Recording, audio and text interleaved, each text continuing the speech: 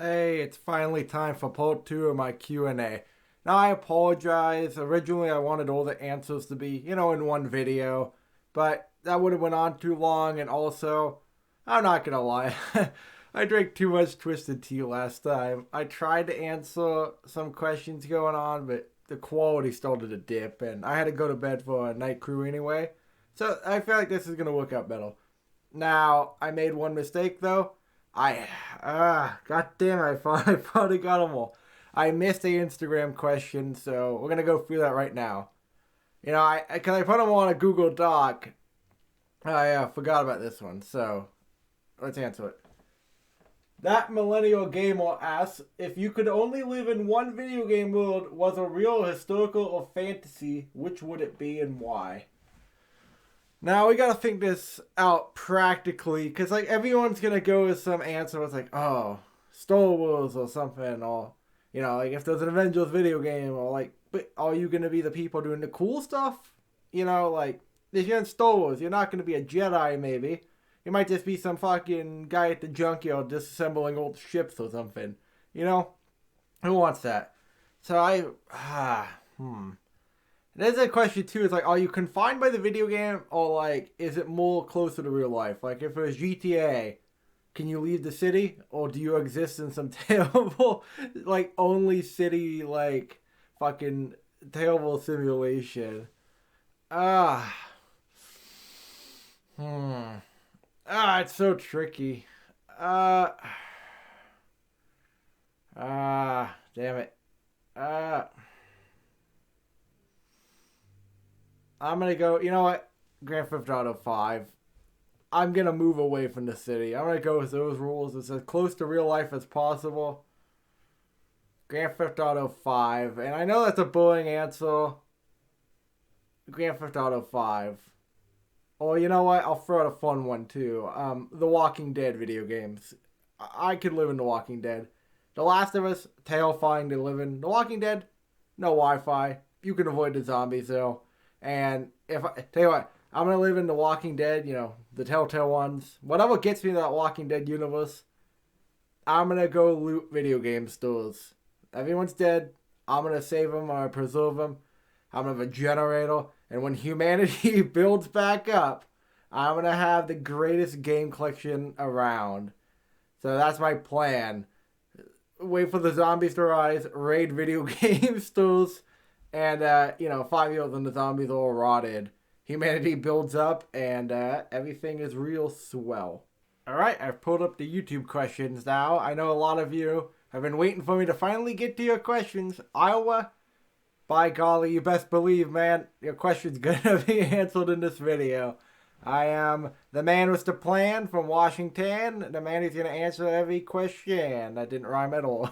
All right, let's get into this. My YouTube friend Kamikaze Ikun asks, I've always wondered if you are the kind of person that sorts your collection in alphabetical order or just by system alone. What we're gonna do his next question in a sec. Keep it in order. Alphabetical. I used to do the alphabetical thing, but it fell apart. You start to get lazy, and then I had to, because the game shelves. I'll show you real quick. They used to be right over there, like against that wall, and then I moved them to where you've seen them in the room over there. So I had to take all the games off the shelf, and then after that, it's kind of like I'll resort them tomorrow, and that time never came. Now I tried to keep them in alphabetical a bit when I moved them, so there was like a weird like structure that's still there because you don't take every game off. So there's still like the structure, like if I'm looking for a game that starts with A, I'm gonna start at the beginning. But that structure is no longer, like committed to. So they only become more and more non-alphabetical. Just because like I try to keep somewhat alphabetical, like by series, like so all the Halo games would be together. Like if I had Lost Planet 1 and Lost Planet 2, they're gonna be together, but not alphabetical anymore. Although alphabetical is the way to go. It's better for finding stuff. Uh, don't follow in my footsteps.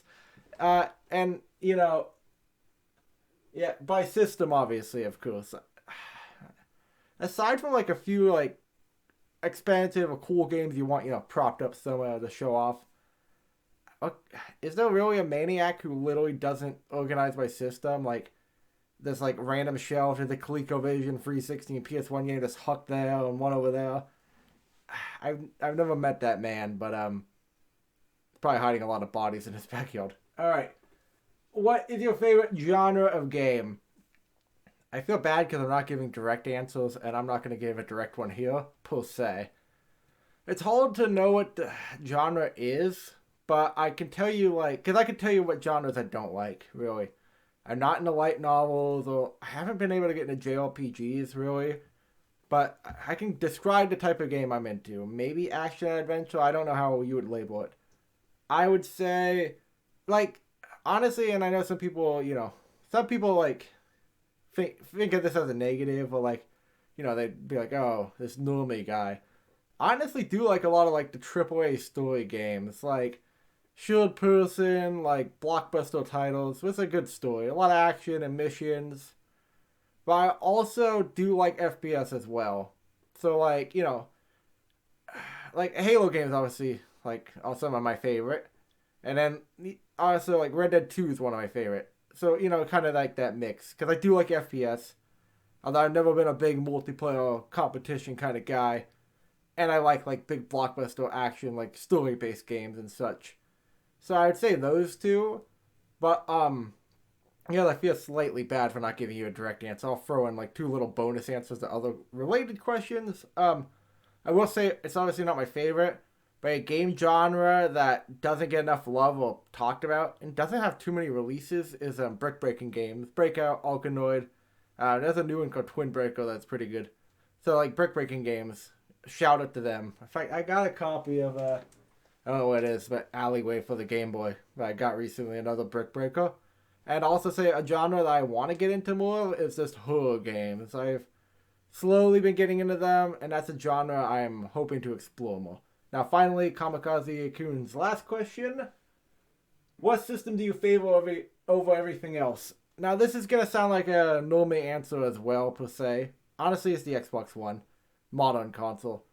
It's just the modern console I play on the most. And again, don't get me wrong. I've got a Nintendo 64.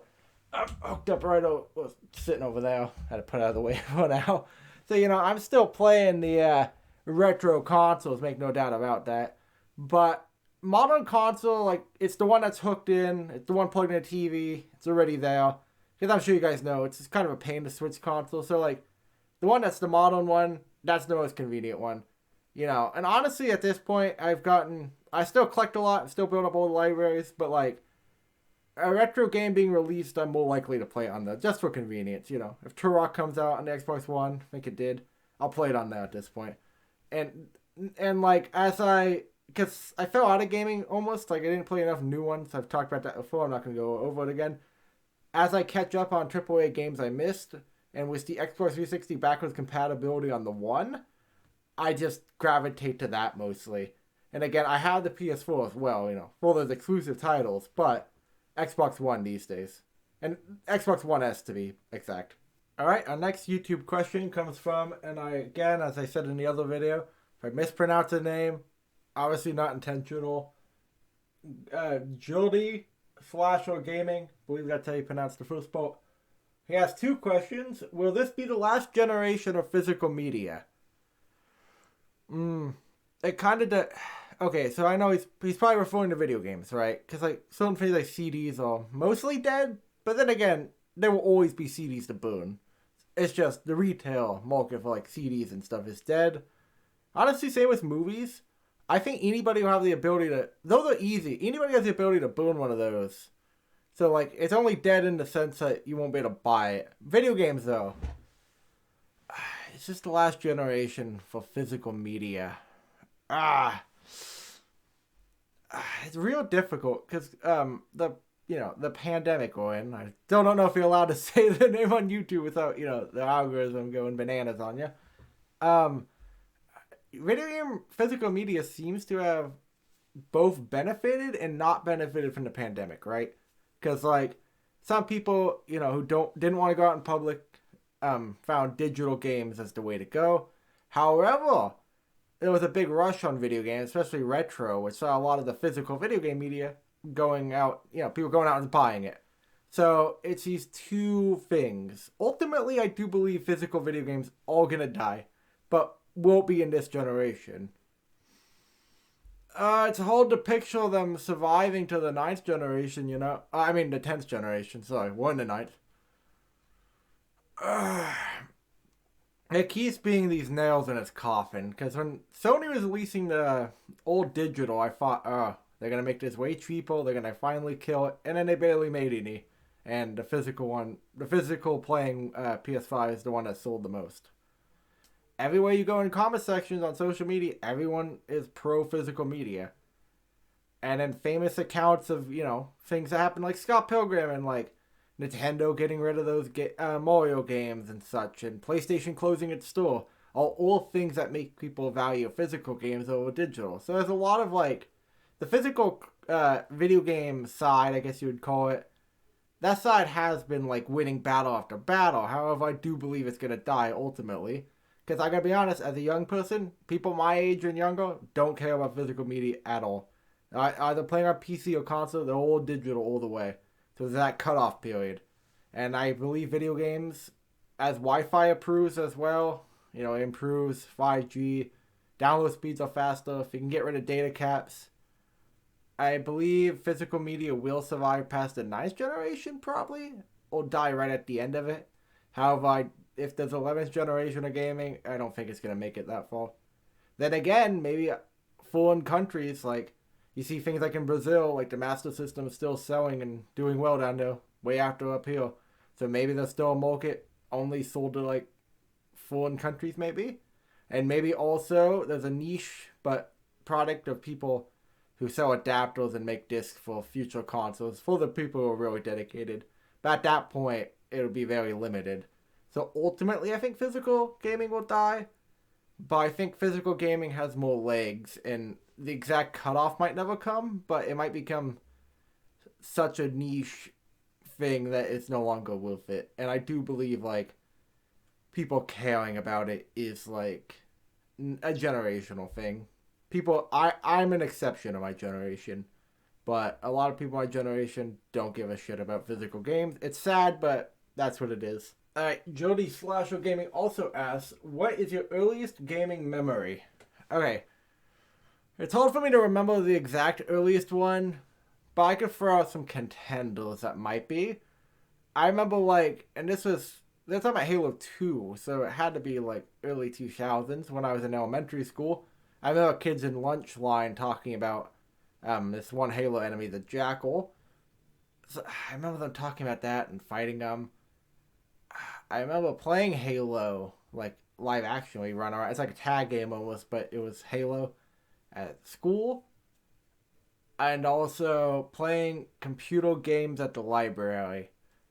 So I'll throw those out as my contenders. Again, it's hard to, like, remember, alright, this was 4, this was 5. It's hard to exactly remember. But, I think I'll go with those. And you know what? That topic might one day get a whole video. Alright. I feel like I'm taking too long to answer these questions, but I want to give a real answer. I don't want to just fast forward through it, and I don't want to make a part 3 because I feel like people would be like, "All right, come on now, buddy." So hopefully it's not too long, because I worry about these videos being too long as I prolong the length right now explaining that, retention. Because I feel like most people don't want to click on a video above like 15 minutes, but I'll figure it out in the editing booth. All right. Miss Cross Survives, another YouTube friend of mine. Check her channel out. A lot of these people have a channel. Check it out, obviously. Miss Cross Survives, will you show us how to shave a beard? That's a funny question. That might have been a joke question, but believe it or not, I have an answer. Now, I'm going to share a piece of knowledge with you folks at home. I have another channel. A channel that's not really active, but occasionally I do post on there. I don't care what the channel, but I posted a video of me shaving my beard, actually. Funny enough. The last one I had.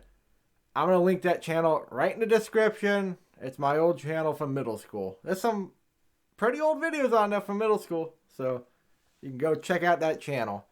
Back before Haytham Gruxton was ever alive. It was just a different man.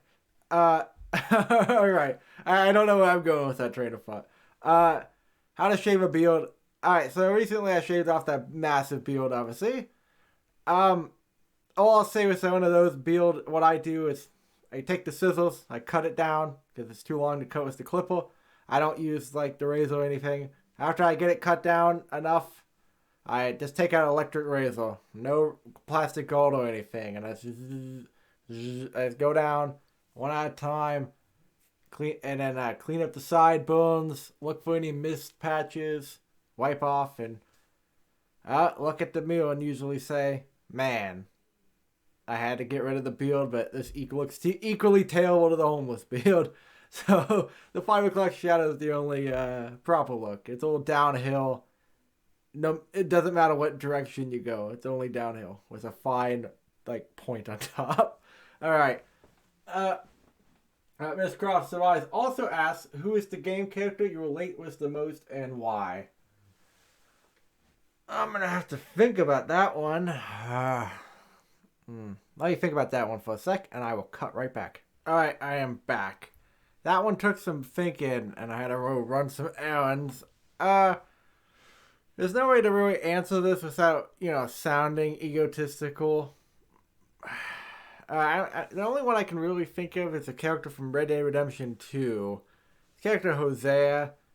He seems like a more reasonable man of the middle. Like, I feel like throughout life and drama and arguments I've been around, I feel like I'm always the guy in the middle, a reasonable one. You can see both sides. Plus, Hosea has a better understanding of like the passing of time and stuff.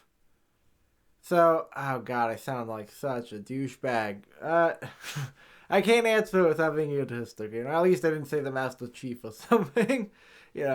Well, the guy I relate to most is like, the Doom Marine. He's a little less badass than me, but we both kick ass and conquer everything. So I'm gonna go with Hosea from Red Dead Redemption 2. And finally, hey, it's weird. I feel like I'm forgetting someone. Oh yeah, I will retro game with that. No, I'm joking. Buddy, your question's being answered today. Other people will be sad because of the Pulp 3 coming. I'm sorry. Alright. I will retro game with that. How do I get amazing rule skills like you had during the hunting video? He's referencing a video I uploaded not too long ago about a wheeled handheld. I recommend it. I put on the full hunting garb and I was outside. Hopefully the neighbors didn't see. But seriously, where do you get most of your inspiration and passion from? What drives you to keep going and making videos? That's a good question. Because obviously, unless you get paid for this, what would drive a man, to dedicate so much of his time to making videos and putting them out for, no gain, only time cost?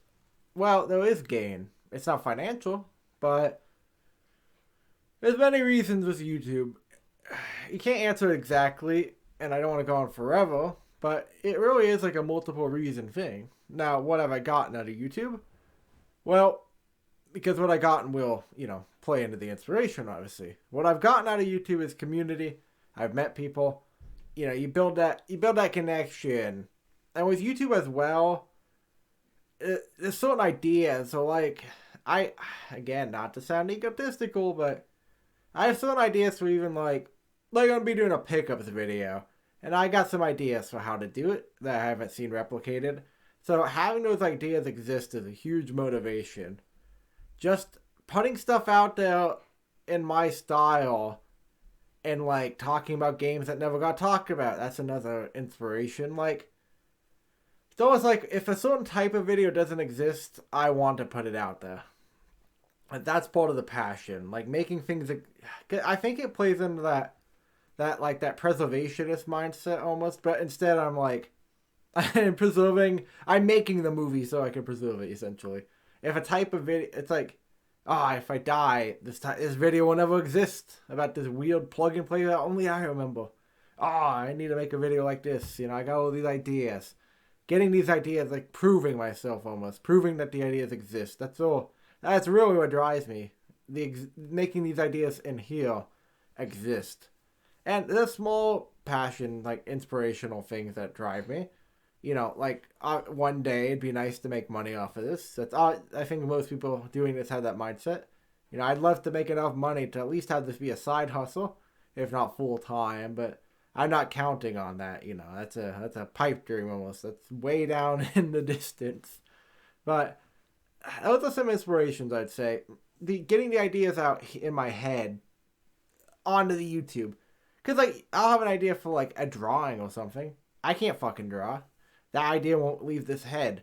But at least YouTube, the idea can leave the head onto the fucking screen.